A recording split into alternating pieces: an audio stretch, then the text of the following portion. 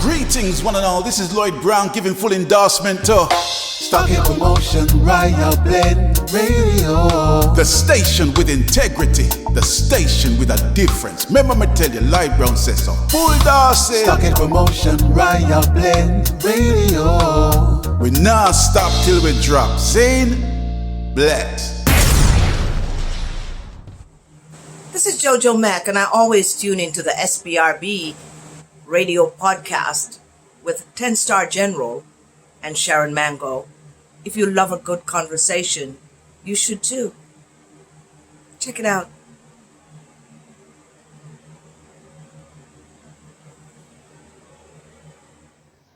Better sound. You make me feel so strong. Dub is a battlefield. Yes, this is Jennifer Barrett out of Jamaica. You know, don't know, endorsing SPRB radio broadcast. You know, don't know. Yes, I am with 10-Star General and Sharon Mango. Oh, you miss it? Check them out, man. Yeah, it's your girl, Kerry Lopez. I'm so right about now. I'm representing for SPRB Radio Podcast. Not no normal about that. So I'm a 10-Star General. Big up yourself. And the beautiful host herself, Sharon Mango, Kerry Lopez in Jamaica, representing for the podcast show there. I'm going to tell the people, check it out. Not no normal about the settings for me. I send you there, you know what time it is. They come see me. Yeah, I tell you, say whenever I wanna mix business with pleasure. Yeah, man. I wait there. Check out the podcast now, man. 10-Star, tell them the man. Hi, this is your girl Winnie. And this is your girl Freddie. From out of London. And we fully endorse SPRB Radio Podcast with 10-Star General and Sharon Mango. Check them out.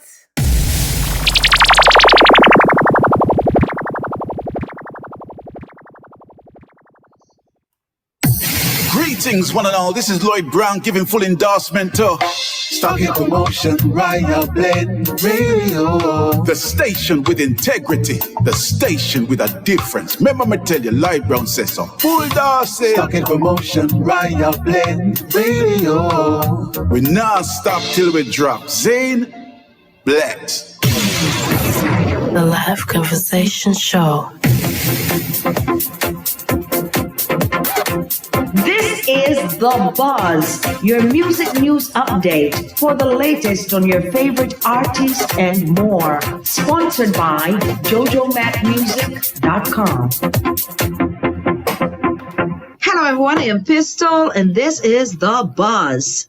Family members, close friends, musicians, and 12 Tribes of Israel members gathered at the National Heroes Park in Kingston to pay tribute to late reggae singer Dennis Emmanuel Brown. Brown, whose recording career started in 1968, would have celebrated his 66th birthday on February 1st. The singer was remembered in words, music, and song. The entertainer's youngest sibling, Franklin Toby Brown, said the occasion was appropriate given the rich legacy the singer left after his passing on July 1st. 1999. Brown, who flew in from New York for the occasion, said he and his elder sibling had a father-son type of relationship. He shows love all the way. The singer's sister, Michelle Brown, was equally glowing in her praises. The occasion saw several artists giving their interpretation of Dennis Brown's work, which should resonate with all Jamaicans. In 2011, Brown was posthumously recognized with an Order of Distinction Commander Class for his contribution to Jamaican music. Veteran singer Marcia Griffiths and founder of Stone Love Movement, Winston Weepaw Powell, are among the honorees at this year's staging of the Reggae Icon Awards in Miramar, Florida, which is scheduled for Wednesday, February 22nd. This is the fourth year of the Reggae Icon Awards, conceptualized by Commissioner of the City of Miramar, Alexandra P. Davis. Davis told reporters, "I created the Reggae Icon Awards to honor our pioneers in reggae during Reggae Month here in South Florida. Reggae Month is important to celebrate, and with the blessing of the Honorable Olivia Grange and her ministry, we were able to celebrate it in our way. We are now in our fourth year," Davis told reporters. The Reggae Icon Awards will take place at Miramar Cultural Center Banquet Hall, Civic Center Place in Miramar. The event is being held under the distinguished patronage of the Consul General of Jamaica, Oliver Mayer.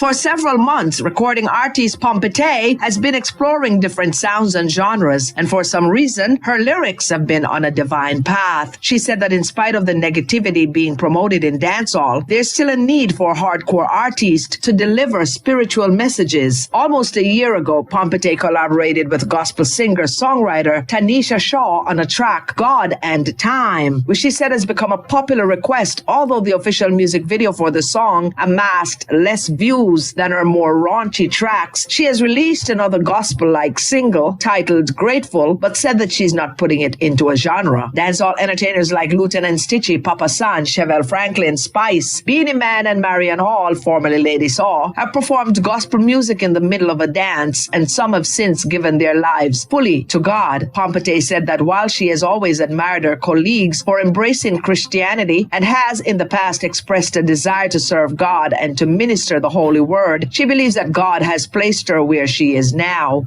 Reggae crooner Singer Jay feels honored to be able to do ultimate justice to a single by his uncle, the late Bob Andy. My Time, which was produced by Singer Jay's own SOL Records, is a direct cover of Andy's single released in 1970 and will be a part of the Bob Andy tribute album by Singer Jay that will be released in a few weeks. My Time will be released later this month, he says. Singer Jay feels that this cover is extremely special because of the family connection. He also believes this strengthens the continuation of Andy's legacy in music. The cover is a first release from the tribute album, which is also produced by SOL Records. The label is working closely with Benji from Friends for Real Studios, who also played an integral role in Singer Jay's mega hit Can't Stop Me Now, which was released in 2017.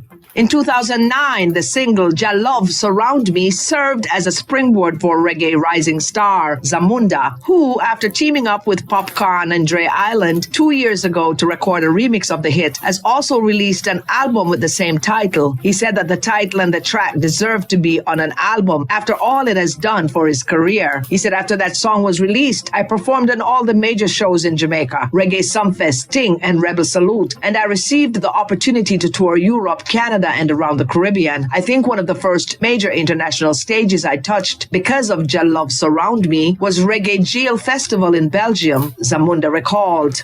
I am Pistol, and that, my friends, was The Buzz. That was The Buzz, your music news update for the latest on your favorite artists and more. Sponsored by JojoMacMusic.com. Now here's a song from our sponsor, Jojo Mac. The Live Conversation Show.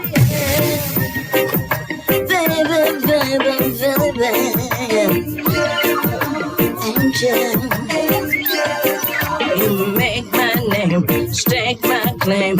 Oh, you make me up my game. You came into my life, make it right. Oh, you make some sacrifice. You put me first, put money in my purse. Lift my spirits when I'm at my worst. You're loving and kind, make sure I'm fine. Oh yeah, you are just my type. You must be an angel, cause only they do the things you do. You must be an angel, and I'm sure glad I got to know you. I'm calling you angel, cause you got my back. I'm calling you angel. You don't need wings and all that. I'm calling you angel. You're number one and that's a fact. Yes, you are my angel. Yeah. You right my wrongs, make me strong. Oh, you make me number one. You stand by my side through every fight. I can count on you day or night. You make me smile, never make me cry. I know you're no ordinary guy. You're one of a kind, and I'm glad you're mine. Yes, I'm so very glad you're mine.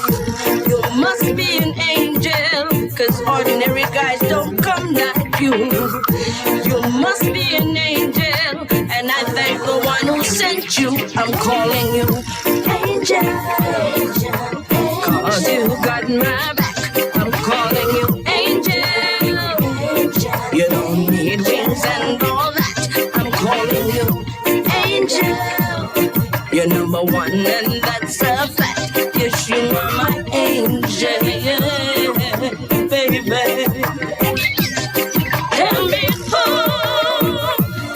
could make me feel like this?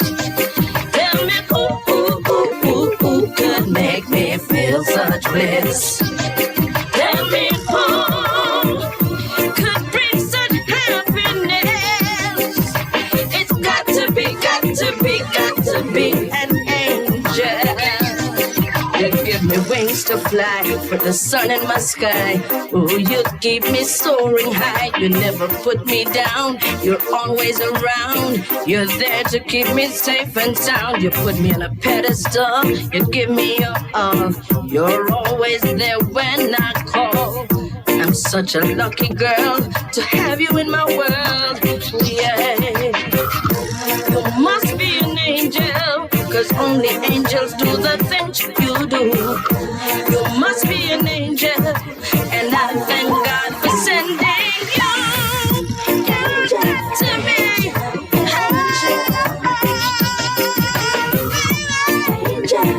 You got to be an angel.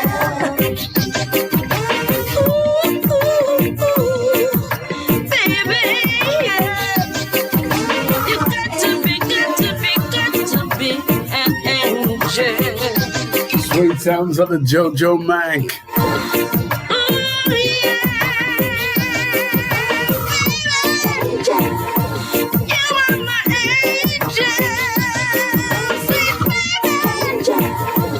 You are my angel. Got to be an angel. The Live Conversation Show. My guest today, our guest today, is the legendary. Yeah, you heard me right.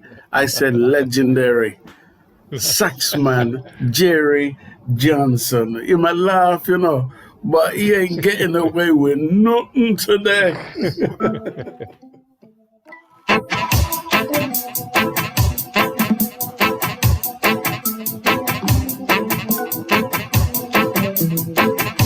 Greetings I bring to every nation upon the face of the earth. I come to remind you that it is roots rock reggae music that brought Jamaica to the forefront. This is foundation.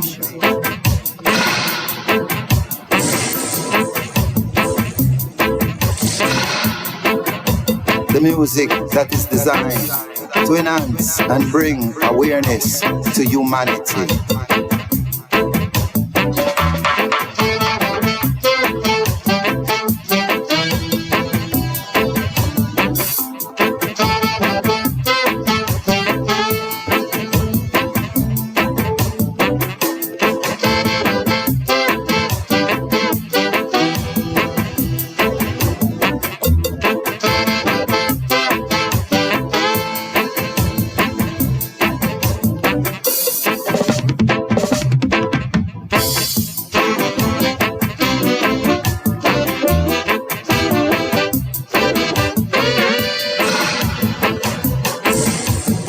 We found the foundation.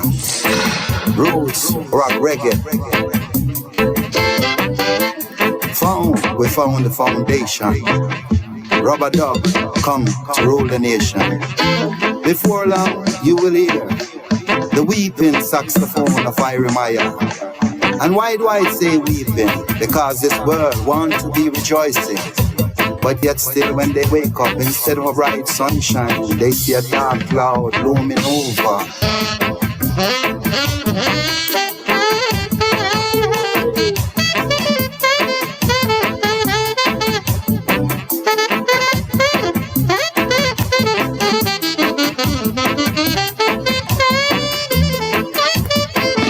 This music, it comes in many different forms. But the foundation will always stand, because without the foundation, what will we stand upon? I said we found the foundation upon roots, rock, reggae vibration, to bring wisdom and understanding, to be a voice to those that is not heard, to be an awareness sound that will forever lead you on a path where righteousness dwells. And that's why when we pray, we say, He that dwelleth in the secret place of the Most High shall abide under the shadow of the Almighty.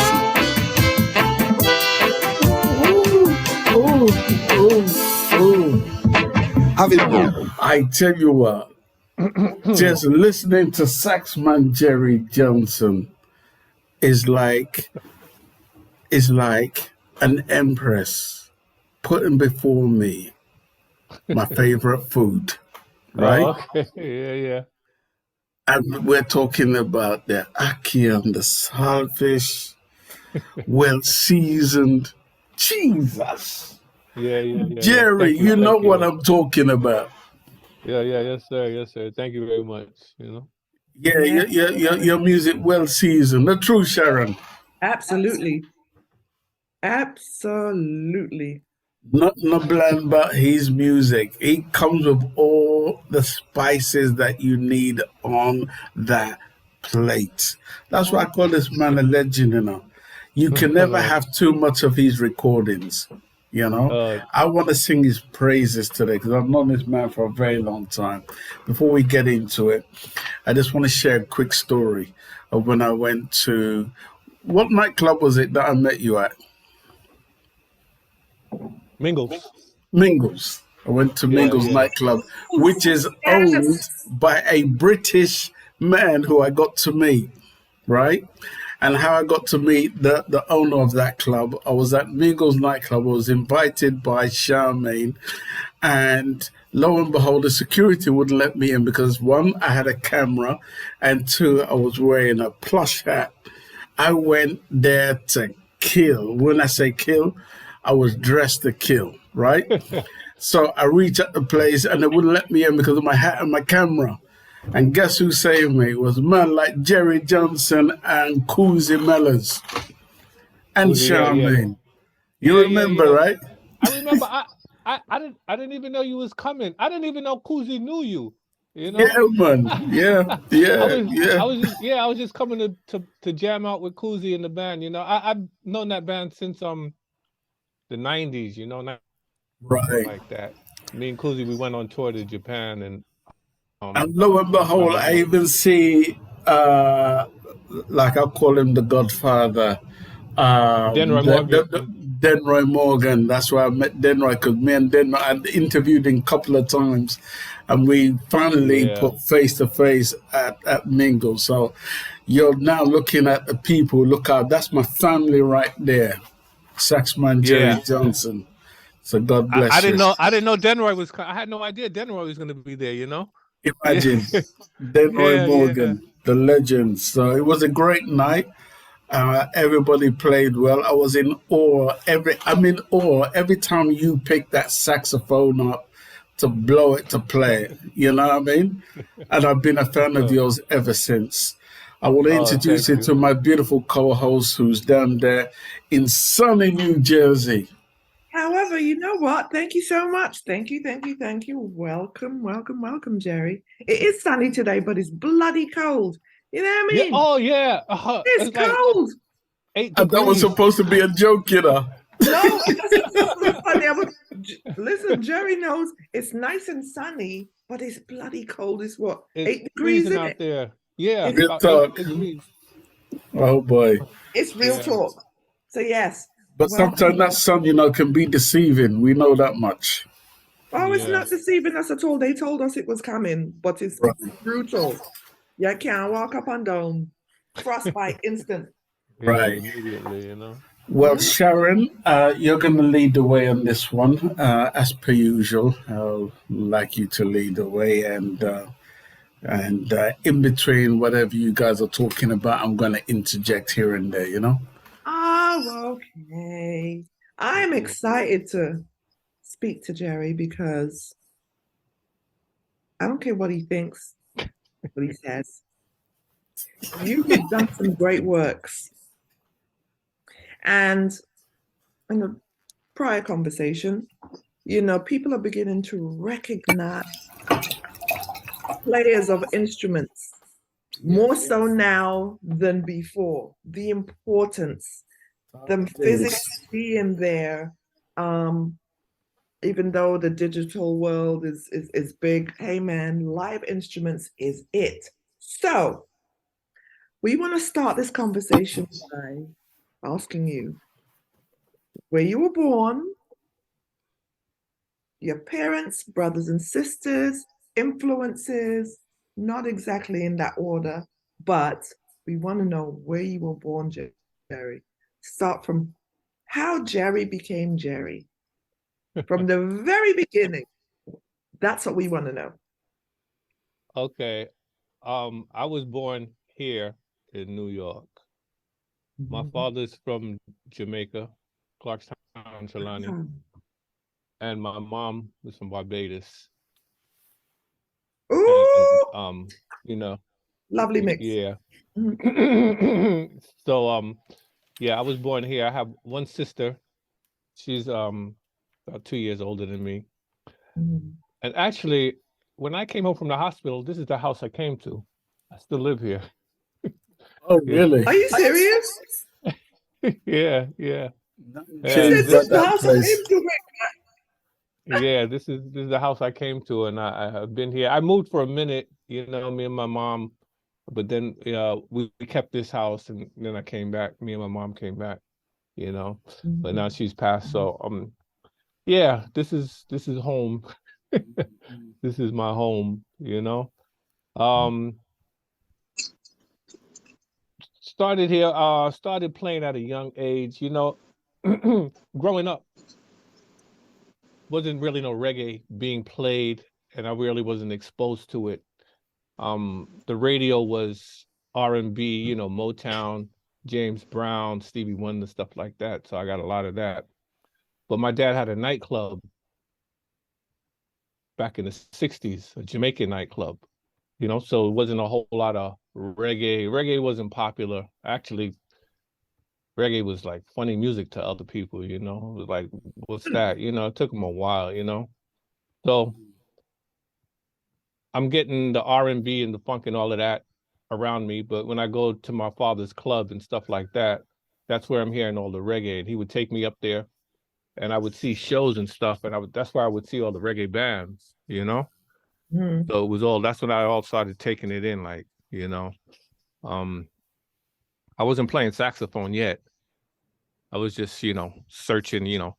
My sister started playing violin in junior high school, and I was impressed with that. So I you know, I really wanted to play, especially because I saw all these guys playing at my dad's club, you know. Even though the music was new to me, it still was live instruments and stuff like that, you know.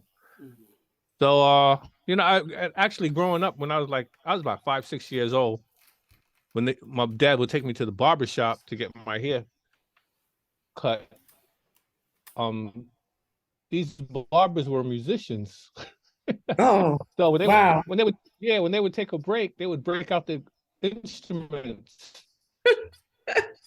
So Which barber shop was that? Where was that, in the Bronx? Yeah, right around the corner from me, here on Teller Avenue, 169th and Teller. So the trumpet player, he owned the barber shop. His name was Lester Minot. The sax player, his name was CHUGHIE.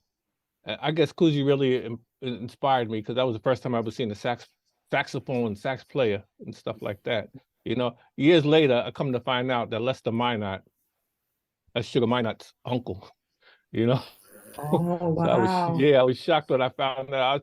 You know, when I met Sugar, I was like, yo, me and your father, my father and your father, your uncle, rather, you know, they're like good friends, because all these musicians were playing at my dad's club at some point, you know? So yeah, that's when the first time I seen like live instruments. When I got in junior high school, I started learning the sax. Actually, they wouldn't let me play in the band, because they said my musical ear wasn't up to par, so I couldn't be in the band. So my father sent me to take private lessons, you know. But when the band would rehearse every day, I would skip one of my classes and run down there and play. So I did that for 1 year. I don't advise that, right? But I ran down there, I cut my class and go down and play every day with the band, you know, because at that point I was taking private lessons, and I was, you know, I was like playing first chair. I wasn't even in a music class. you know. Mhm, But mhm. I was doing that, still taking in the reggae at my father's club and being exposed to all these bands and musicians. But then when I Well, really how sat old were back you? and like, you know, one of Let me cut in right there. Mhm. How old were you when you were going to this club? my dad's club, Mhm.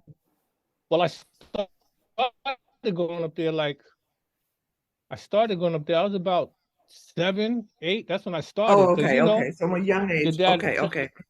Yeah, yeah. Your dad say get dressed. We're going, you know, or come help me, or you know, or if you have a big show or something like that. You know, Oh. he wasn't asking me. He was telling me, yo, put on your Sunday suit. Mhm. We're going.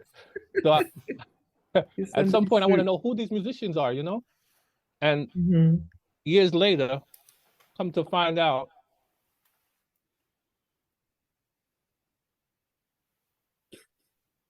he was lead singer for a band, Hugh Hendrix and the Buccaneers, and a band called Wild Bunch. But nobody knew, you know, he wasn't a third world lead singer yet. He was, you know, he was in the Bronx. Come to find, Wait, who was this again? Because who was that? Because you cut out for a second, so I didn't hear you say the name. Who that was was the Bunny person? Ruggs. Bunny Ruggs, the lead singer for Third World. Oh, wow. Yes. Yeah. So Yes. come to find out it was him. I found that out years later, you know. Mhm.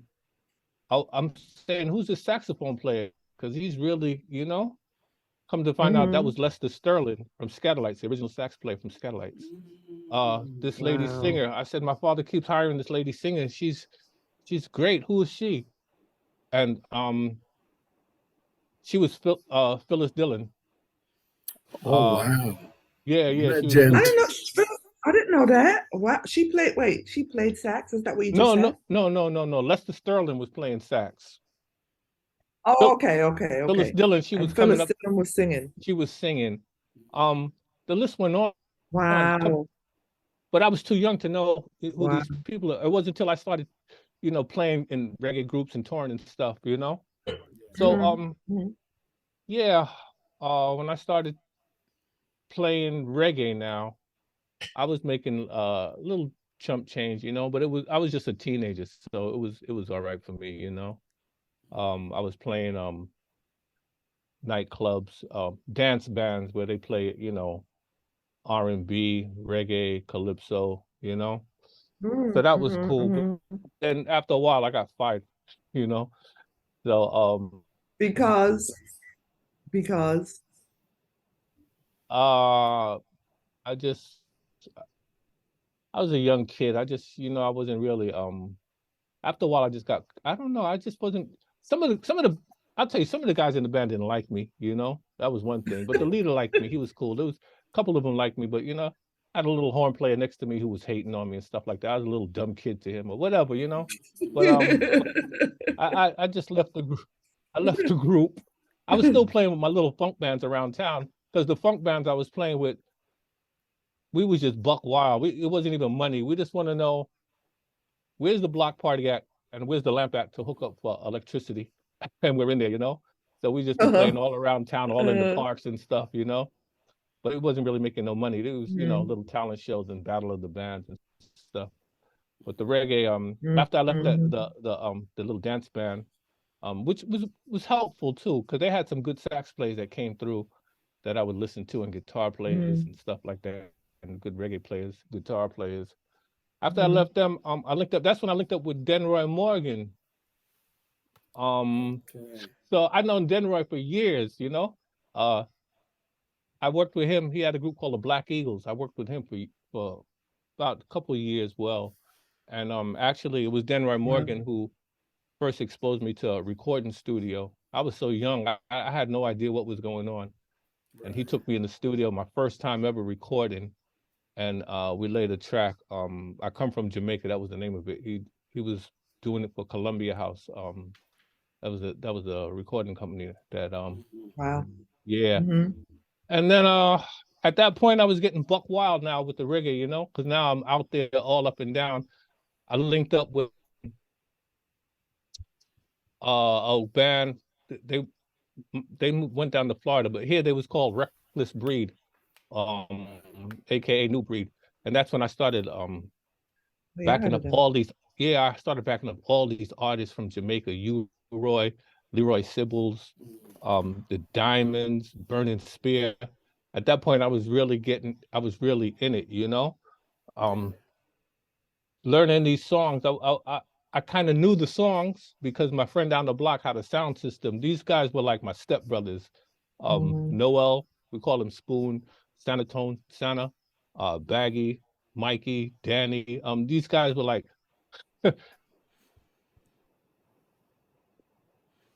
that moved down the block. Everybody saw me as a little American guy, you know, but when they knew my parents and they knew that I had Caribbean roots, you know, those guys took me in. So Noel, he had all the dub plates and all the Sugar Minnots and everything. He was always giving me his music. So I was studying that. So when I got with Reckless Breed, a new breed, I was familiar with the tunes and I already loved them. So when these artists came in to rehearse, you know, I was like, oh yeah, I know that. Yeah, I know that one. I just had to figure out how to play it. The trumpet player in the band, Perry Ricketts, he walked me through it. You know, he schooled me through it.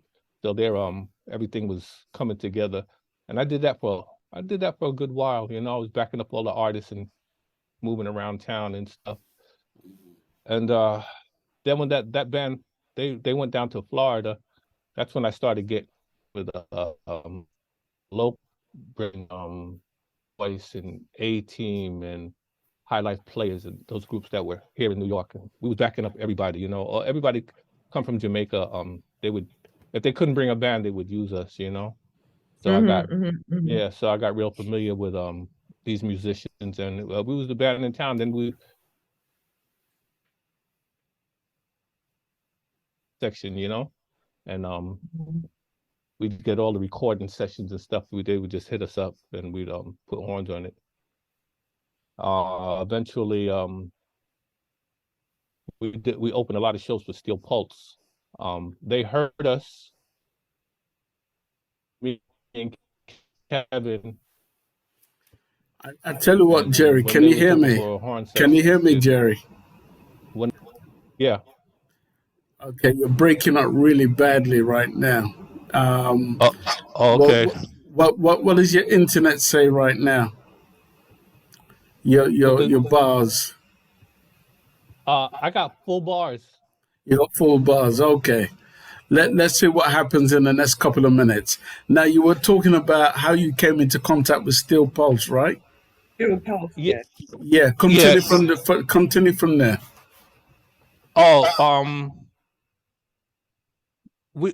The group that I was playing in New York, the groups I was playing with, a lot of times we did shows and they were on the shows, so they already knew me and the player, you know. So when they was looking for a horn section, you know, they contact us. One of our good friends, Sidney Mills, had joined Steel Pulse like years before, and you know, he suggested it. Oh, you know Sidney? Yeah. Yeah, Sidney. Yeah, know him. Yeah. So he suggested, and they took us on, and you know, we toured with them. I toured with them for 10 years, and then I came off the road, and then I went back about 7 years ago. I went back, and I was running with them for a while, and then the pandemic kicked in, and after that, I never went back. I didn't go back on tour. I just mellowed out, you know. So for how long were you with Steel Pulse? I did 10 years, and then I stopped, and then I went back for like 6 years. Okay.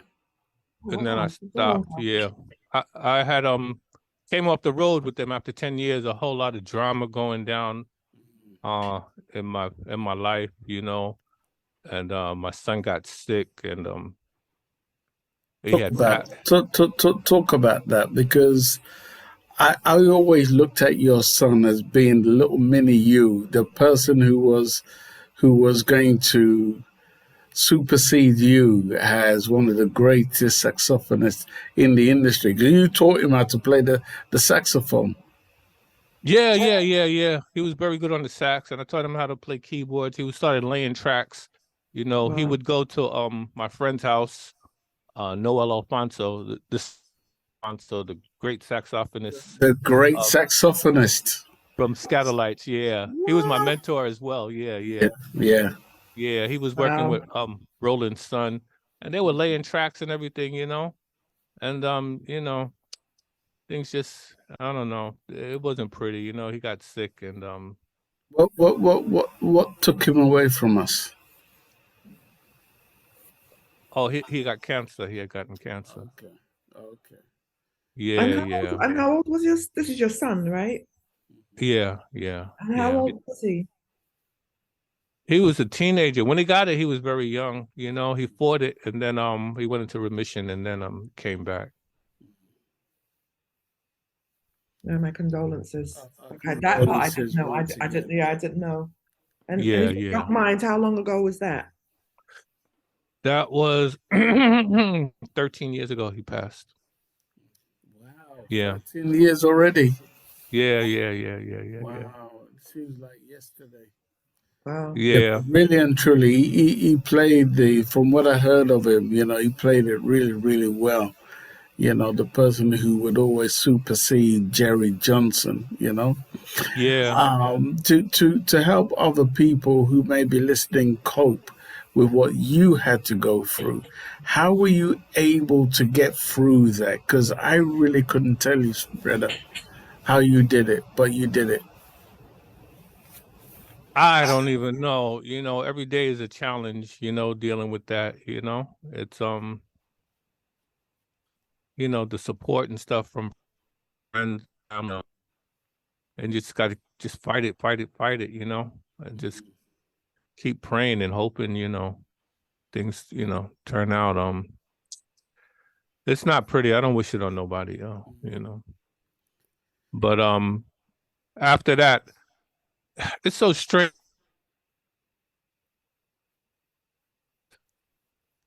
Say that again. You said it's strange. Yeah, I said after you got me? You hear me? I hear you now. Yeah. Yeah, after he passed, well, before he passed, when things were going so sort of, you know, things were kind of okay. I linked back up with Sugar Minott. Sugar Minott was my friend for years from the 80s, you know. I linked up with Sugar. And he called me. He's like, "Yo, Jerry, what's up?" I was like, "Yeah, I'm good." He said, "Yo, come do a session for me. You want me to do a tune, I'd Awaken a Dream." So I was like, all right. I went and checked him out in Brooklyn, did the song, and that was the beginning of us getting back together, because I worked with him for years back in the 80s. Sugar Minott was my, you know, first time I went to Jamaica, I just showed up at his door with my suitcase, and he invited me in. Oh my God. Yeah, he invited me in, and he treated me like his little brother. He took me all around, all to the parties and stuff like that, you know. I had met him here at Wacky's recording studio, and that's how we became good friends. So after I started touring with other groups, you know, then we parted for a minute, you know, but we always remained friends. And after I did the song for him, he called me to Brooklyn. I went and did the song. He said, "Boy, Jerry, you know, you're a good saxophonist, you know." And he said, "If I was you, I would just do an album and just play over everybody's music, you know, Ken Booth, Dennis Brown, Alton Ellis, and all of that." So I said, "Sugar, I don't want these people to be, you know, because I'm just covering their songs." And then he said, "Well, tell you what, just do all of my tunes, you know." "No, I'm not going to sue you. I'm me and you." So I said, all right, I could do that. But I think he was just, sometimes he's just making suggestions. It's up to you to like see it through, you know? Yeah. So after he said that, he left, and I didn't see him for the following year. But when he left, I linked up Kuzi, and I went to his studio, and me and Kuzi, we did about 12 tracks, licked about 12 tracks. I told Kuzi what Sugar said, licked about 12 tracks. So after I did it, Sugar came back to town the next year, and I said, "Sugar, you know, I did the tunes, you know," and he wasn't even sure what I was talking about. And then he said, I told him, I said, "All right, I just need to do the voices, you know." And he says, all right, I'm going to come to the studio. I'll come check you. And he didn't come because he forgot he had to go to Canada or something. So then he slipped away. So I said, all right, I'm just going to put this CD out without this voice. Then I said, nah, I'm going to wait till he come back. I'm going to hold him to his word, you know? Yeah. It was his idea. So I said, all right. When he came back, I cornered him. I said, "Yo, here's the music. Come, let's get this done." And he heard it and he loved it. He said, all right, you know? So he said, "Come meet me at the studio out out in Brooklyn, Rasteo. He's a engineer and a selector and stuff. So I would go there. Sugar be in there all day, all night, just doing work. When he get to me, it's like 3 a.m. Everybody passed out on the couch, and he's like, all right, put Jerry's music on. And the engineer's like, boy, Sugar can't do it, you know. He had so much energy, you know? Right. So then Sugar was like, Jerry, just leave the hard drive, and when I come in fresh and everybody's fresh, I'm gonna start knocking them off. One. I was like, all right, cool, could do that. So anyway, he did it all. Everything came out nice, you know? And that's when my son got ill again, you know? So the project was on hold, you know? And he was calling me, what's up? And I said, Sugar, my son is sick, can't do nothing. He's like, all right, just go on and handle that, you know? I was like, all right, I'll hit you up whenever. Then he called me back again. I was like, Sugar, man, my son passed like about 2 weeks ago, a week ago. And he said, oh, I'm sorry to hear that, Jerry. And he says, whenever I'm here, you know, just let me know. Finally got up off my feet and said, all right, I'm going to go in the studio and mix this thing down, get it done. Mixed down the CD, everything's ready, good to go.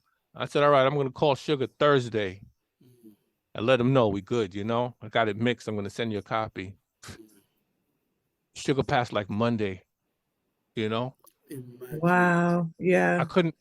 I didn't even get to send him the project, you know? And I was like, wow. This is then I said, all right, I'm not gonna put this out. I don't want no problems with nobody.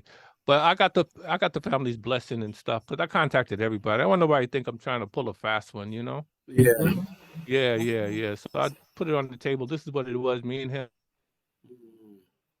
I did it, and I got all the tracks and stuff. And they was like, yeah, go on, do your thing, you know? So yeah, that's what happened with that CD. And then And it did. How did that CD do for you? well, I know it would have done better if he was around, you know. I didn't want people to just think of it like I'm just hustling, you know. Look, Right. you know. And so it was appreciated, and a lot of people loved it, but it never like blew up worldwide, you know.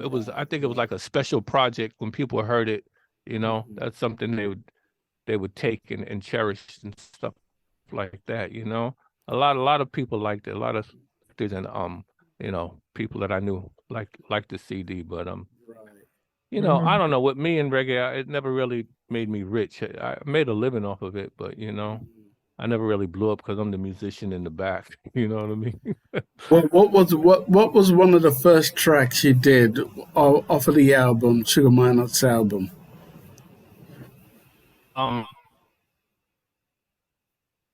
Let me see. We went out to Philip Smart's studio. Philip Smart. Yeah, that's where we started the project. Okay. Because I couldn't get no studio time, and Noel Alfonso said, yo, I got some studio time out by Philip.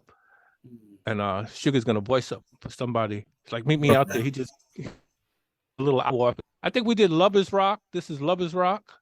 Lovers Rock. Yeah. Let's play some of that.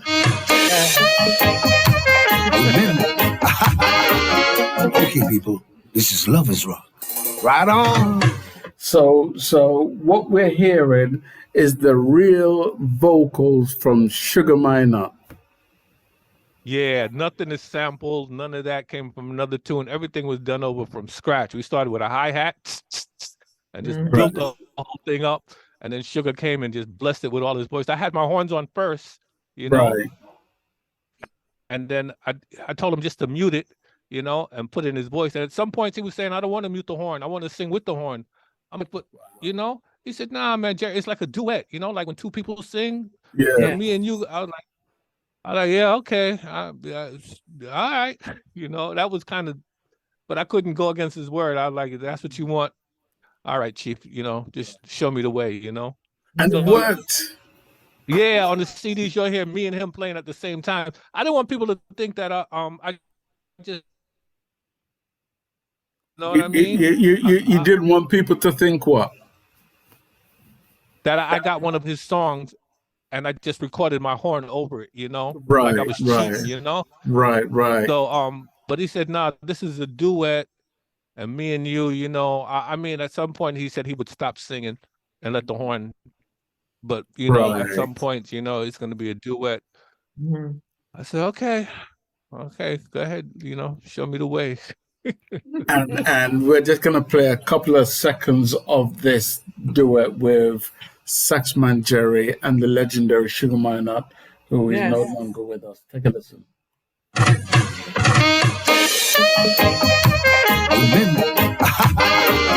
Okay, people, this is Lovers Rock. Right on. Remember when we were young. Remember when we were young. It's been a long time.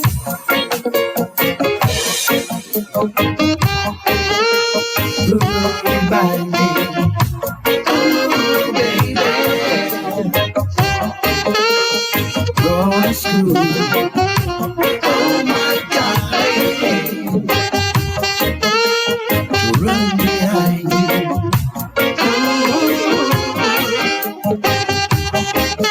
Ever to remind you that it's true. Yes, it's true, and I know we're both together in this love affair. You and me, baby. The Live Conversation Show. Yeah, I heard that. It's wicked. That's so beautiful. It's wicked. Now, that's like giving me a double helping of ackee and saltfish. Yeah, man, that's just wicked. The minor, yeah, that was my true brethren friend, you know. So yeah, I you know, lost my son, lost my best friend, you know, all within the same month actually. And you know, just so what state of mind were you left in? Oh, I was just lost, just sitting here trying to figure it out. You know what I mean? Like, wow, you know, everything's for a reason. What's the reason? I just couldn't understand, you know? So I really went into the whole, you know, I was just kind of lost and stuff, you know? After a while, that's when Sydney called me, you know, like after everything kind of like mellowed out and told me, you know, you should come back on the road with Pulse, you know? Just for a week or 2 weeks or something like that, I think they wanted me for. And that turned into like 5-6 years, you know? Come for a couple of weeks. yeah. What was it like working with Steel Pulse? Yeah, it was an experience, you know. That's hardcore touring. That's going in hardcore, you know. Yeah. A lot of traveling, you know. Never at home, you know. You come home and you go back out, you know. That's music at the fullest, you know. Yeah. And you're in music business. There's a lot of traveling, catching trains, planes all over the place, and you know. So you got to really be up on your P's and Q's, you know. One thing I realized about Steel Pulse from very early was that even though they don't release like albums every year, it's amazing how they maintain to be one of the most relevant bands in the industry. Yeah, their music is very strong and powerful. So you know, that's a band that can tour without any new releases and still sell out venues, you know. Exactly. Yeah. Yeah, they do what they do. They're out there handling. Sometimes you don't really hear of them doing anything, but they're on the other side of the world. You know what I mean? They're not always in your neighborhood, so. That's right. That's yeah. right. That's yeah. right. So it's all good. So what happens for Jerry Johnson after Steel Pulse when you decide? Why did you even decide to break away from them in the first place? Well, like I said, I was tired of the road, you know. Me and the band, we're cool, you know. I speak to them, you know. I just got tired. The pandemic kicked in. People were dropping. I didn't want to be in crowds. I was kind of, and Yeah. I was just tired. I didn't want to go back on the road, I still recording and stuff like that. I've always been recording CDs, even when I was with Pulse. I was always, putting out my CDs and stuff like that. Actually, to go back when my son got sick and I came off the road, I kept recording just to stay active, musically, Right. knowing that I'm not gonna be doing any tours or nothing like that. So I've done that and I've kept doing it, every year I try to put out like at least two CDs or whatever, a year. So I got about 14, 15 CDs that I've put out and released myself, just to stay active and try and keep my skills up to par, So yeah, that's how I don't really consider myself a music artist, but I will I don't like being like I don't think I haven't done any shows like, ladies and gentlemen, here's Jerry Johnson and I come out and play. I've never done that, I was always the shy guy in the back. Come out and play solos and stuff, and then I'll just head back into the shadows and stuff like that, But maybe at some point I'll do a show, I don't know. I've always felt comfortable just being a soldier in the band more than a front man, Also, I think I think if I go out there, the demands I'm gonna have, I'm not gonna get, I want my band to be cool. I want everybody to be nice, well taken care of and everything around and nothing like that, And I don't want when I come home and I call my musician friends, they don't answer the phone or they change their number or block me, So Because you to take care of them. yeah. So just I just prefer not to unless somebody comes with a real nice deal to make everybody comfortable. I kind of don't have any faith that they'll do that. I don't know. Yeah, I beg to differ. I think, you're all that and more, and, just over the years of knowing you and how people respond to, especially when you have new music, it's incredible, I don't think you can underplay yourself, but I like how you're humble and you're able to keep yourself hungry enough to keep on creating. Because I have loads of your albums, and every one of your songs are different from each other, It comes with a different vibe, So I think you're all that, and I think you could do it, most definitely. Yeah, I tell you, I've been playing and touring and all that. I'm kind of burnt out. I kind of like burnt out all my energy with doing other groups and stuff like that, I'm just like tired, and at the end of the day, I personally feel like I haven't really met my goals because I just made a living playing, you know what I mean? Sometimes I watch TV shows and, these guys one hit and they're good for life and stuff like that, What are you familiar with that has changed today? What am I familiar with that's changed? Especially when the music industry is concerned, for musicians in particular. Well, I don't know. I think the musicians don't really get the spotlight, You could go watch a show and it's sold out, I don't know who the artist is, but the artist is somebody, say whoever, and it's sold out. The whole place is sold out. And you could ask the person next to you, oh, who's that on guitar? I have no idea. Musicians not really getting their props, I think, Recognition they deserve. Yeah, but they're good, or else that person wouldn't hire them to back them, you know what I mean? There's some musicians out there who who shine, you know. But Yeah. they put in a lot of work. It didn't just happen, you Yeah. know. Yeah. So I don't know. I think musicians, you know, don't really get the love that they should and the recognition, and they, you know. As a matter of fact, me and Kyle Brown, I think you know Kyle Brown, right?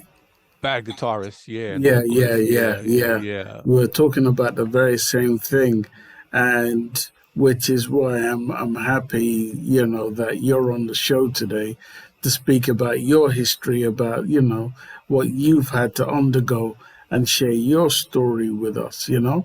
Yeah. And that's one of the mindfuls behind having you on the show, as well as many others. Kyle Brown's another one, you know, that we speak about this very, very often, you know, and I think that dynamic should change because, you know, especially when you hear that vibration, that beautiful vibration, it didn't just come from the artist, it came from that band that was magnificently put together to create that vibration for the artist to shine, you know. Right.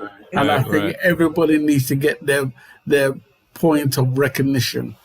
Right. Actually, Kyle's a very talented, smart musician and a nice singer. He has, oh my goodness. I have one of his CDs back in the day. We used to always play that on the tour bus at Steel Pulse, you know? Yeah. Actually, he used to play with Steel Pulse. Oh yeah. That's when I met him. When I met him, he was playing with Steel Pulse. Nice guy. Yeah. Big up Kyle, wherever you at. Kyle Brown. yeah, bless you, my brother. Yeah. Sharon, go ahead, girl.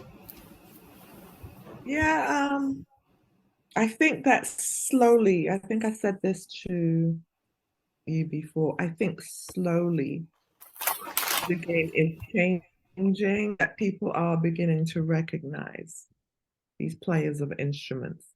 And the simple fact is now that, again, when you hear a song, you're listening to the lyrics, yes, but that melody that the sax might play or the guitar is what the individual will remember the most. Back in the day, of course, you're just hiring all these musicians and they're doing great. Nobody's recognizing them. But I'm telling you now, what I see and what I've been hearing is people are not recognizing you guys, but now they are. They see you. So for you, I am curious. Yes, you're burnt out. You're burnt out by doing shows for everybody else. Would you even consider doing a small spotlight on yourself? Call your friends. You find a little spot in New York. Hey, maybe SOBs or, you know, one of them. Would you even consider now, at this point in your life, would you consider going out and showcasing yourself?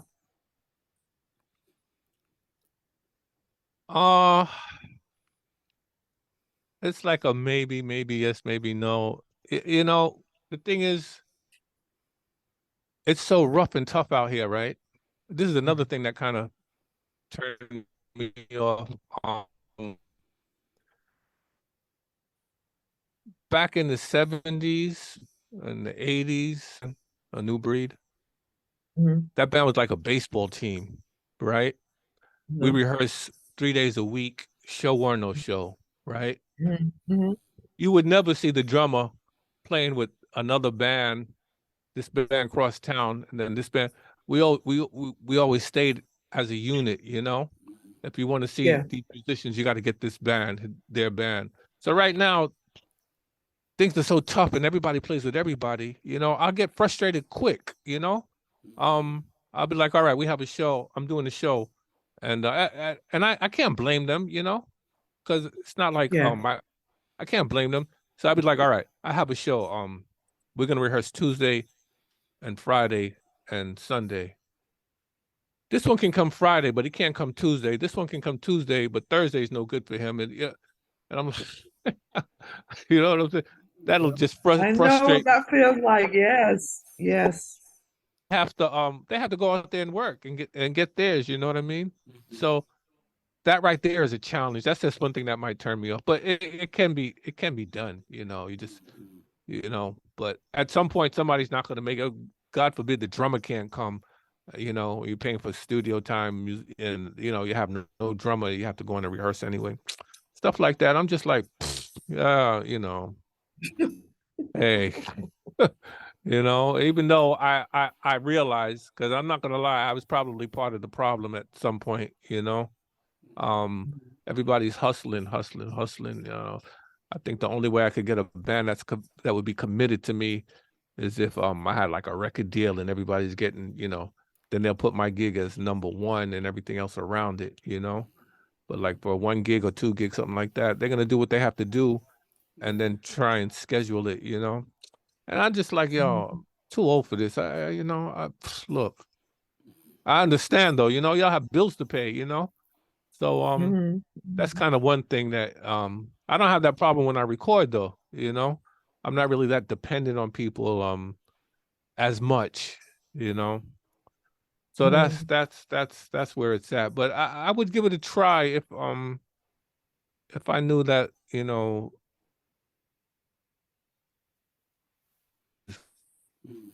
the crew, Yeah. Let me ask you about some of those accolades you have in the background there on the wall. What are those about? Oh, those are certificates. Those are Grammy songs that I played on. They didn't get a Grammy. They were just They were just nominated. Nominated? Yeah, except for one, the one on top. That's when Burning Spear he won the Grammy for his album Jai's Real. I got one for Sly and Robbie, The Final Battle, and the other one is I did one with Kimani Marley a long time ago. And then I got one for Steel Pulse and one for Maxi Priest. Yeah, I didn't even know you could see those actually. Yes, I could see. Listen, I just saw the Grammy. I see the Grammy thing on there. I was like, yeah, we're gonna get into that too. Yeah. Yeah. Wow, got a good eye. I sure do. I'm like looking at the back like, hey, so those accolades look like Grammy nominations, wins. I don't know. So yeah. So who did you say won the Grammy? That was those were nominations. Yeah, those were just the nominations, and your recognition, and this was like recognized because you played on the album. Is that how that works? Right. But Burning Spear had actually won the Grammy that year, but I didn't get a Grammy. They said I didn't play on enough songs or something to that. I was like, okay, cool. Yeah, man, whatever. However they want to tell me, it's like, okay. But I appreciate it. I just took my little certificate. Thank you very much. And, thank you very much. Yes, you did it. Thank you very much. He, real short story, real quick. It's gonna be real short. He actually is my uncle, and I've never met him. Really? Oh, he's a very nice person. Burning Spear. Yeah. Very nice. Yeah. Burning Spear is your uncle. Yeah, and I never met him. Now I grew up with his brother. In London. Oh, okay. But I never met him. I never got the chance to meet him, but his brother, my Uncle Vincent, I grew up with him. Oh, okay. Yeah, I didn't know his family. So I've known him, but I never met Spear. I never met Spear. I've been to all these shows. Really? I've been to all these shows, but I never got a chance to meet him. I just know the other side, the other siblings. Yeah. Yeah. So that means you must real nice. Jerry, you must know Eugene Gray then. Oh yeah, I played with you. Me and Eugene played in bands here back in New York back in the day. Right. Yeah. Good friend. We toured England with Frankie Paul back in the 80s. Right. Eugene, yeah. And he was also a guitarist for Burning Spear. Burning Spear, yeah, and Skatalites. That's right. Yeah. Eugene is a great guitarist. Yeah. What? One of the best. Yeah. Good friend. Good friend. It's funny how I know you guys, but I never knew that you guys knew each other. Isn't that crazy? Yeah. That's how we're musicians. At some point, you know, you get the call and you go in the room and you see this one, that one, you know. Yeah. And you'll just become good friends. You know what I mean? So where is Saxman Jerry today? You've gotten through a lot. You say you flaked out. Where do you stand today in terms of where your music is at? Oh, I just continue. I'm working on a CD now. It should be out soon. Also, I played a lot of funk back in the days, you know. I have a couple of tracks. This is gonna be like totally out of the box. It's just, you know, it's just raw funk, you know. I got them already, so I'm gonna put them out. I don't even know what to call it. I don't even know if I use my name. But I don't want to waste music, you know. Yeah, call it Funka Jerry. Funka Jerry. Sorry. Yeah. I gotta think of a name. I gotta think of something. I'm gonna put it out because I have it. I hate to have music and it's just on a hard drive. Then the hard drive crash, and then it's just a waste Then of you time. lose everything. So, yeah. I don't, it's gonna be out there. I'm gonna drop it. It's already put together. I'm just gonna put it out and blah, and then I'm gonna continue working on my reggae CD. That has about 12 tracks on it. And it's basically how I do, scat tune, some lovers rock, some roots tunes, a little rock steady. And I'll just Is anybody singing on it? Is anyone singing on those tracks, or is just straight music? Let me see. No sing. Well, I sing. I'm sorry, I forgot. I think I put How you forget that? How you forget that one? You never talk about it. Bring it up. A real talk, man. Real lovers rock singer too. Yeah, Jerry, what are you saying? Yeah, I put a song on your page. Yeah. Did you? Yeah. On my last CD, I sang. Yeah, I sing like the chorus verse. La, la, la. Who did that song? I think Dennis Brown did it at one point. Yeah, I put it on your page like yesterday when I sent you a friend request. But a lot of songs I sing. On my last CD, I sang a tune, Fork in the Road. That was done by Smokey Robinson. I did that over. There's a lot of songs, once in a while. And a lot of times I put supporting background vocals, usually because I can't get nobody to help me. So I just, but I've sang in bands for years, background harmonies, with Pulse. I sang background, Frankie Paul, Sugar Minot. I was always in the back. I would never go up front though. No. But you would never go in front. You love to play the back. Yeah. You serious about playing the back? Yeah. Jerry's like, no, I'm be over here, I'm gonna sing. Yeah.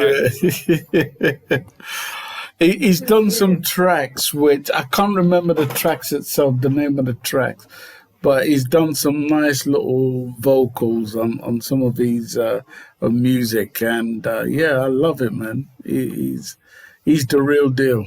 Yeah. Yeah. Oh, I just do what I do. Yeah. So in terms, you've got a brand new album. What is your latest album called again? Well, the latest with originals and all of that was Music from the Heart. Music from the Heart. Yeah. And which is one of your favorite tracks on that album? Wow. Well, I like Fork in the Road. That's people get to hear my my vocals and my sax, because after I sing it, then I start I do it instrumental, So that's called what? Fork in the Road, are you talking about? Yeah, Fork in the Road. Fork in the Road. Okay, let me see if I can find that. Yes, I'm about to say, bring it up.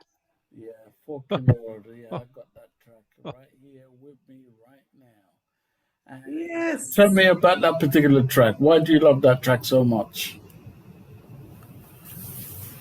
Well, Smokey Robinson does a lot of claps, I wanted to find something that wasn't so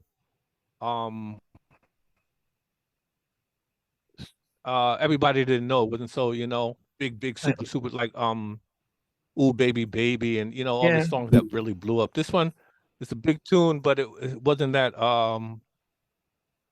it didn't get a lot of people didn't really know it, wasn't familiar with it, you know. And it's real nice. So I said I'm gonna give this a shot. You know, I couldn't sing it like him because he has a high pitched voice. He sings the whole tune like way up there, and I was like, nah, that ain't gonna work. I sang it in, and you know, put in the vocals, the backgrounds, and then I let the horns take over as usual, you know. And some people thought it was original. I was like, no, that's not me. That's Smokey. You know? Right. Yeah. Well, let's play a few bars of that particular track. Please. Yeah, take a listen.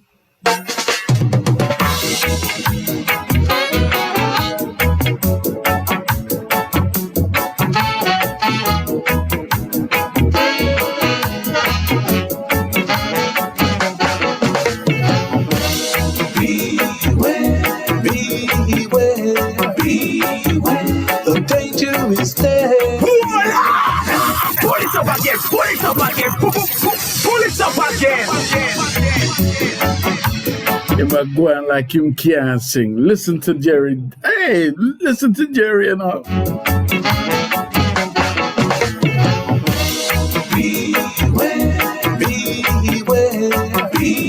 Listen. The danger is there. Beware. Jesus. Seems like love should be easier to bear, but it's such a heavy load. Worldwide traveler, you ain't been nowhere. Till you travel down love's road. Pull it up again, pull it up again, pull it up again. Can't play them till one time, two times. Beware. The danger is there. Beware. Seems like love should be easier to bear, but it's such a heavy load. Worldwide traveler, you ain't been nowhere.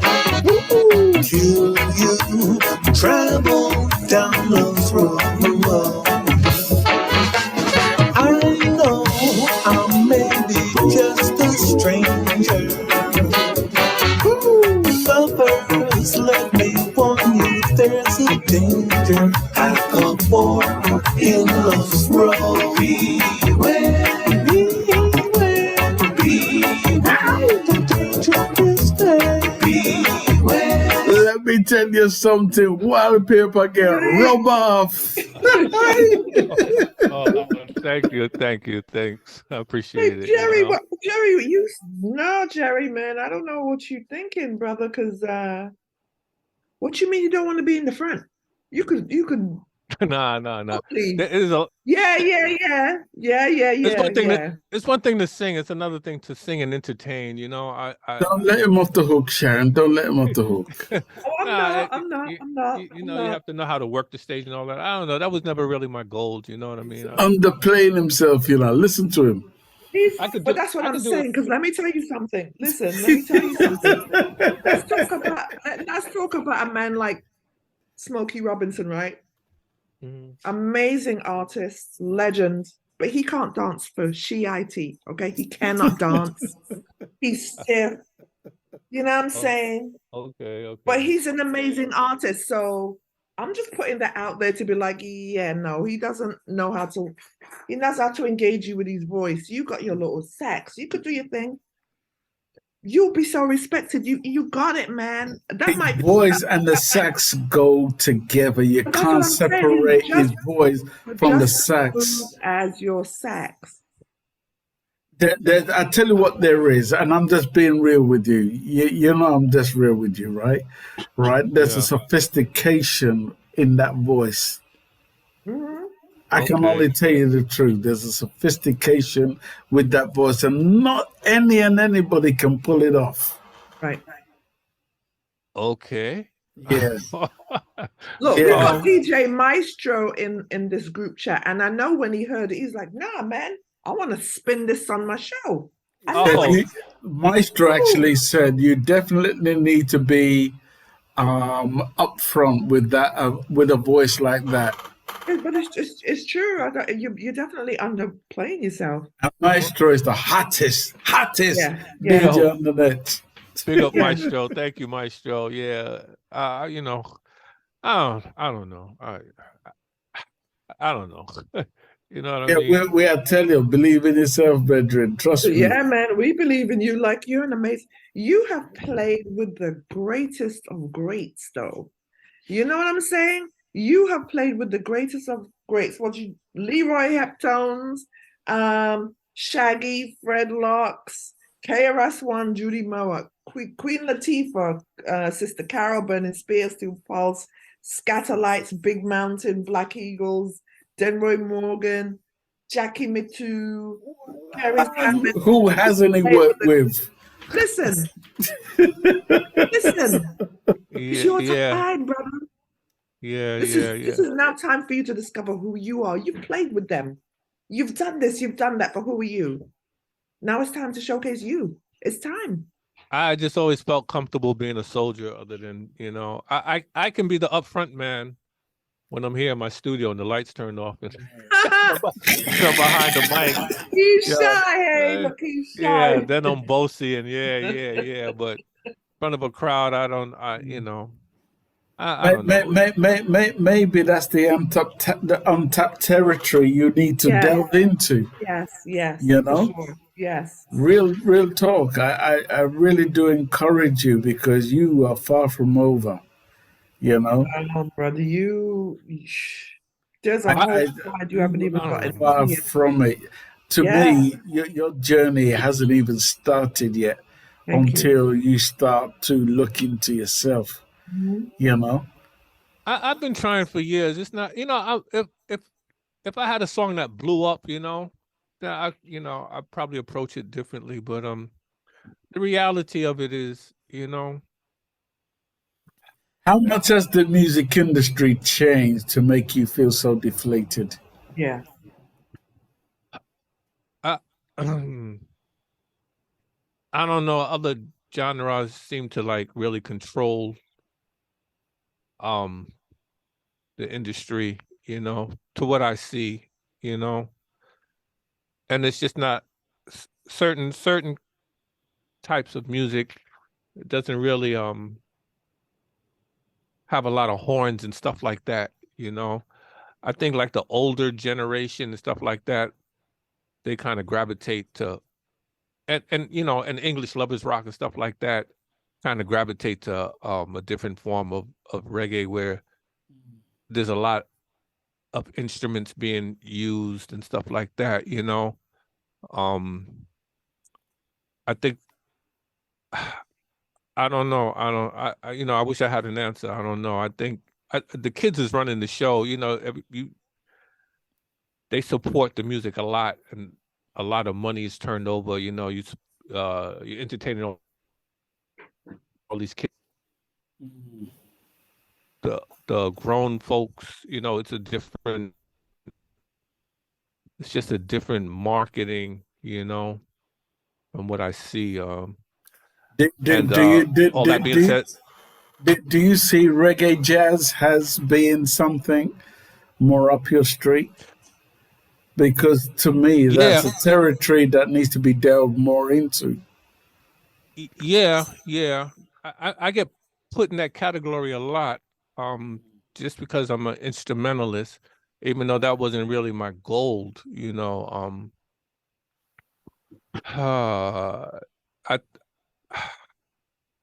to be honest, I don't even have an answer. I to get that big $50 million deal, I don't know if it's gonna happen playing you know, instrumental jazz, you know. I heard a musician say you have musicians out there, jazz musicians, who practice 8, 12 hours a day around the clock, knowing that they're not gonna get that big rap money or or dance hall money, you know, that big $50 million deal, you know, but they're just gonna be good on their instrument, you know, but they still go in and put in that 12 hours a day on their instrument, you know, and that can be like, that can make you scratch your head and say, wow, you know, but it's true, you know, you're dedicated to your instrument despite, you know, I'm not gonna lie, I always wanted to get that $50 million deal, you know, but being an instrumentalist, I think it's just really hard from what I see anyway. I am not saying it's not impossible. It can be done, you isn't. know. Yeah. Everything in its place and time. I tell you Yeah. that. Everything in its place and time. Yeah. Sharon, let's round up. Yeah, so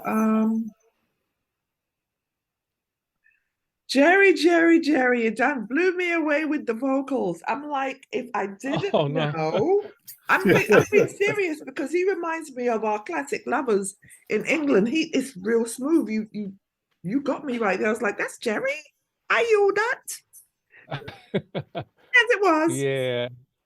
You know what I mean? It's so much. I think your potential is infinite, to be really quite honest with you. Your potential is infinite. You've gone through so much. I mean, the greatest loss of all was your son. And that had to be, is he frozen? Can you hear me, Jerry? Yeah, I hear you. Oh, okay. Yeah, I said, you know. Intermittently freezes. Yeah, intermittently, right.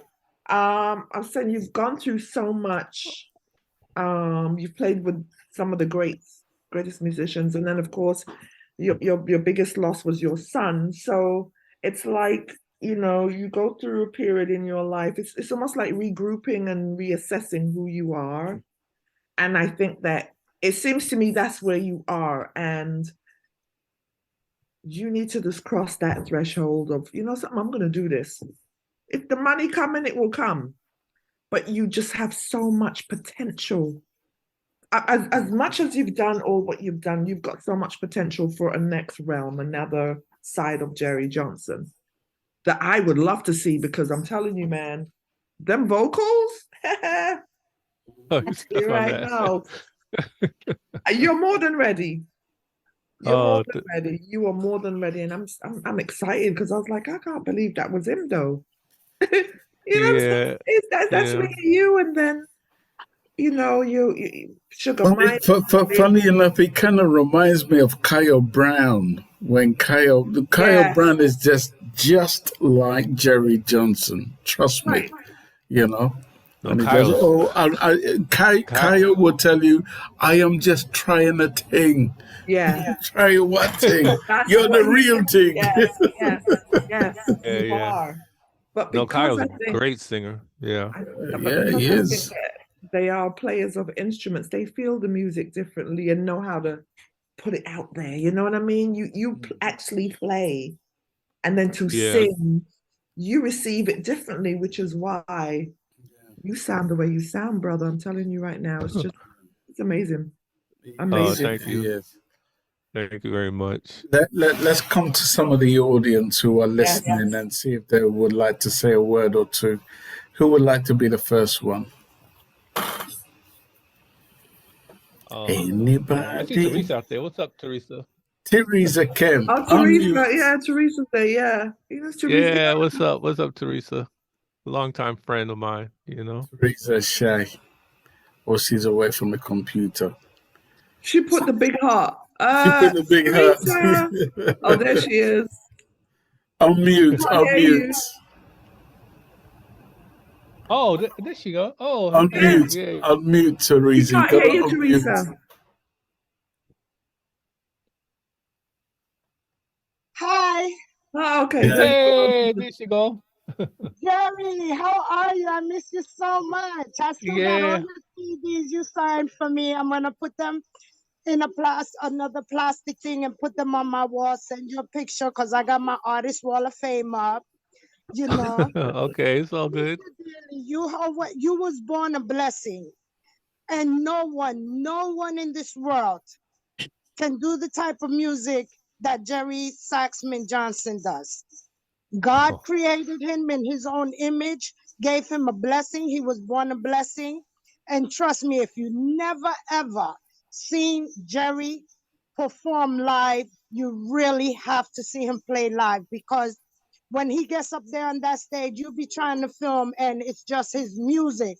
It'll, you know, and it touches your heart, your soul, your spirit, everything, you know.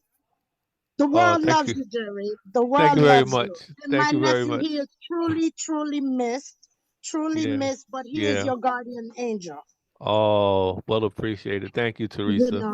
A long Yes, time, and not lifetime only friend. that, your son is literally smiling down on you and praising you for all the hard work and dedication that you have put in year after year in this music industry. Yeah. You know? And I God believe bless so. 10-Star General and Sharon Mango. I mean, for them to have this show, God bless them, you know. Yeah, yeah, So yeah. more of the world would hear you. I was listening how you said you was trying to put your own personal band together. And like I tell everyone, you may want it at a certain time, but God is saying it's not your time yet, and He's putting everything into place for you. Ah, truly, truly. And Yeah. it's going to happen. Teresa, Teresa, Yes. say that one more time so I can hear you properly.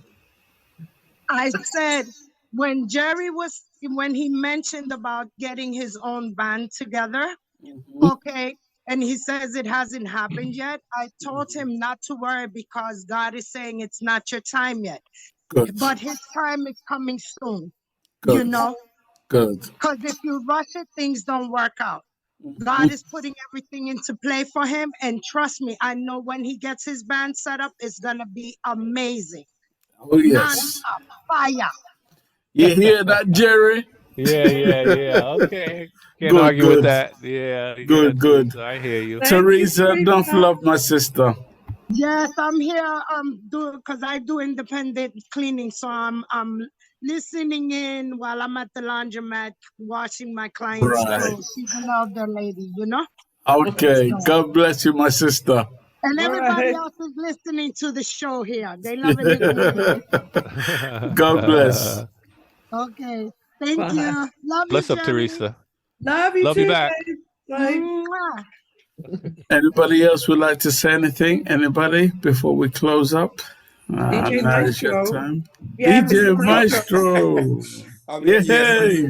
yes, good afternoon, good evening, good night, depending where you are.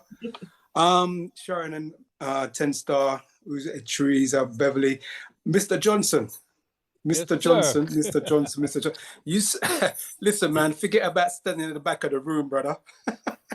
You need to be at the front.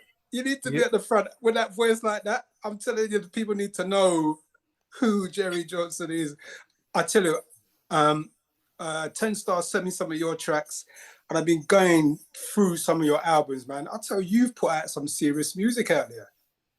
You know? Oh, yeah. Thank you. Thank you. Yeah. You know, I've been- I know. I understand what you're saying about, you know, the musicians that don't get the recognition. That's very true. But you know, without the singers having the actual music behind them, I mean, Right. how much a cappella can we listen to?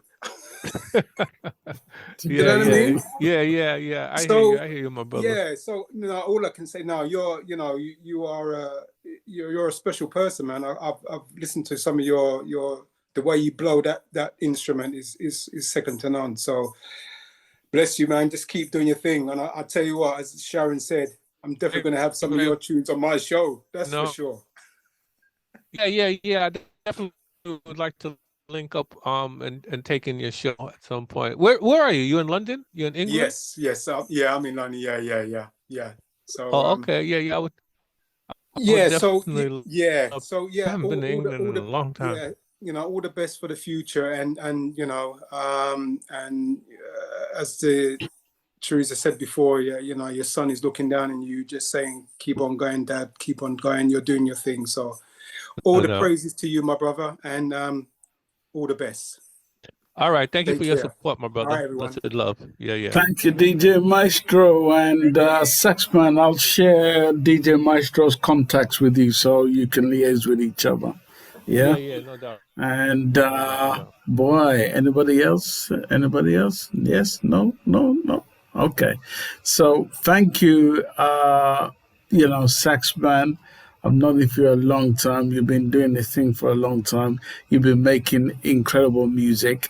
I can't think of one bad track that you've done. I don't know of any, and every one of your music is special. Every single one of them, and that's why we continue to feature you many years later, and we'll be bringing you back many years later to come. Yeah? Looking forward. You're a brother for life, you know what I mean? Sharon Mango, what you have to say about this legend, yeah? Well, all I know is let me hear you say legend, Sharon. Let me hear it. Legend. I was like, yes, you are a legend. You are, whether you recognize it or not, but you're very humble, and that is respected. So I wish you all the best. I just want you to know, you just in the Bronx there, just like my sister Teresa. You could take a little ride up this side, if you need a drummer, he's here. Yeah. Give me some music. Man, tell you. Because you can looking for people. It's all here. Okay, you know what I mean? Okay. We'll talk about it. I at least want to hear some collab before I come down to Yankee again, Yeah, I think that's going to happen, because listening to him, I was like, yeah, he just needs a couple of right people around him. Here we are, the right people. Yeah. So we definitely got to do that, Jerry, because you are an amazing artist, amazing instrumentalist, just amazing. You've done some great work, and I can't wait to see what else will come after your next collaborations with people. Maybe on the side, but it's going to happen. It's definitely going to happen. I wish you all the best. Thank you very much. I really appreciate it. It was a pleasure. Yeah, likewise. I appreciate it. I appreciate the love. Thank you very much, Sharon. I would have said, what the nicest way to see us out of this show would be to hear Jerry blowing that thing, one of them, because he's got a whole batch of them behind him. He's got back. You see them behind the thing there, yeah. One of them. Your saxophones. Play one of them. One of them. Just any one of them. Really? Yeah, man. Like, what's that? Let's see it live and direct. Oh. All right. This is live. Bundy. This is live. Do you have a Bundy? No, Bundy. Yes? No. Bundy is like the student model. It's a Selma Bundy, but Selma. Yeah, I have a Selma Mark 6. That's like the professional. I have Yamaha, Han. Pick anyone. You've got a bunch of them. Pick anyone. Oh boy. Okay, so pick one then. Do a Sugar Minott tribute. Oh man, no, you're catching me off guard. I'm not really prepared. Come on, man. Don't worry. This is where your professionalism kicks in. No vacancy. Oh my God. No, I don't think he wants to no vacancy. No vacancy. No vacancy. Vacancy. Yeah. Oh man! Look, the headphones are trapped in his hair. Don't worry. His hair is so long. My God! Oh my goodness! Headphones are stuck in his hair. While he gets himself together, I'm gonna play this particular track. It's called "Family Memory."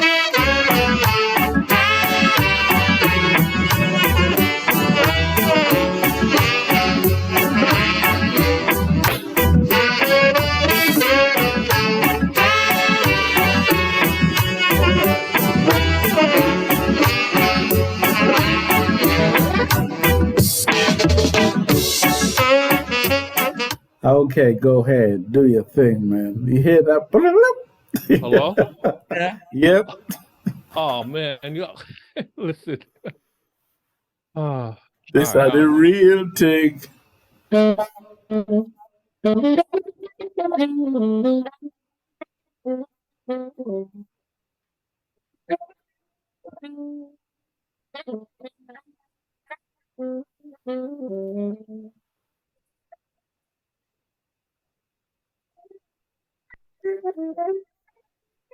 Okay.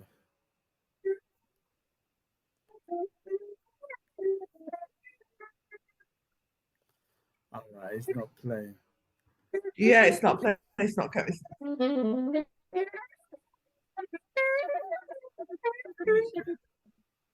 Yeah. All right. Yeah, you did well. You did well. We could see you did well. But I tell you what, because of the volume, it wasn't coming out too tough on our end. Oh, really? Yeah. Yeah. But we could see your passion. Okay, I don't know. What is my microphone or your microphone or? It could be that. The noise canceling. Wait. Okay. Okay, you hear me now? Yeah. Yes. Try again. You hear that? Yeah.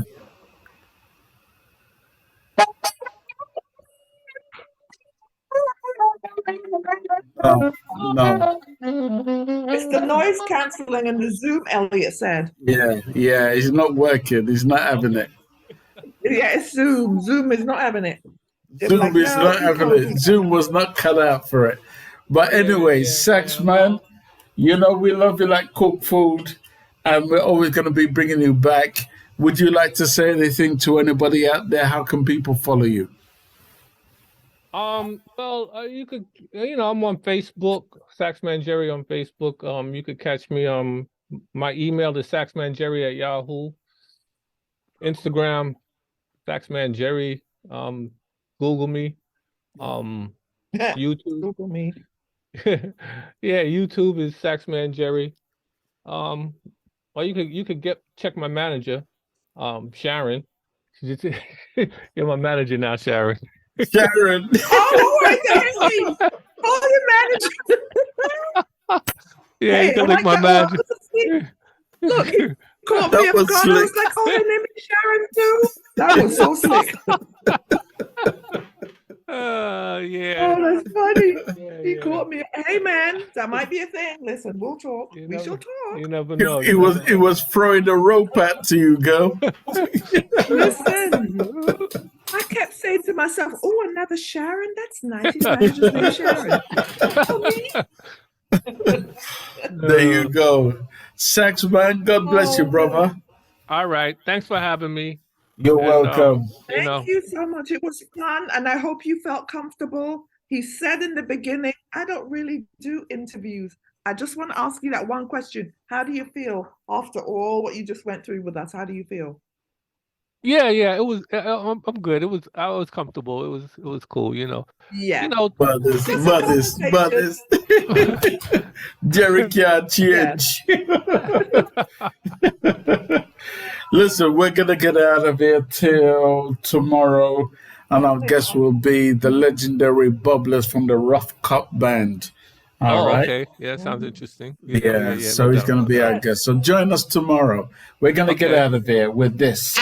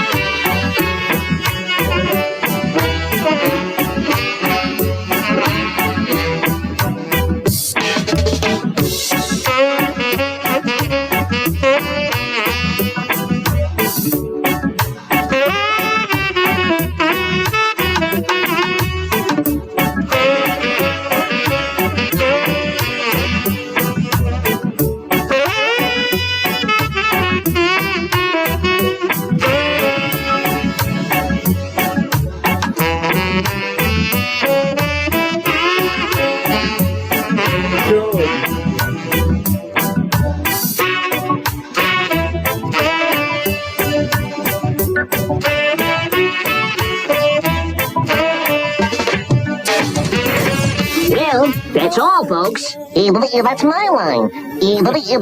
Step aside, babe. Let a star do this. That's all! That's all, folks! Can I go home now? I'm 10-Star General from Starcade Promotions, and I'm out of here.